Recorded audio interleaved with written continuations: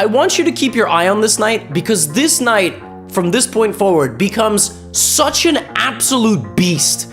The knight travels to b3 from where it is booted, and then it arrives on c5. The knight a few moves later will make its way to the e6 square and start harassing the territory over here. Mittens attacks with the pawn, Stockfish zigzags out of the way, and in this position on corks, an absolutely devastating move, an absolutely devastating move, which absolutely puts the game out of reach for Mittens. Here, Stockfish sacrifices the bishop. Bishop to e4. What a spectacular dynamite shot. If you take, I play queen e4 check, then I win your knight, then my queen and my knight go and batter your position. So instead of that, Mittens allowed the capture on f5.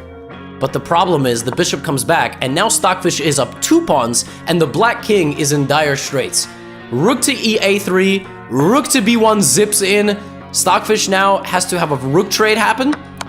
King walks to safety, king is completely safe on g2, and now we begin the demolition process. The knight goes to e6, the queen goes to c8, the pawn anchors the knight on d5, the pawn goes to d5, anchoring the knight on e6, and now I told you the knight finishes a spiritual journey. Knight f8, threatening knight g6, but it's not over. Queen d7 threatens mate on h7, the knight goes there now. Then it rotates around to g5. I told you the knight goes on a spiritual journey. The pawn marches down to d6. Bishop f6, pawn takes knight. The game is over. The knight goes back to e6. Oh my goodness. It's finishing a carousel here. A little square of a knight, if you will. Check.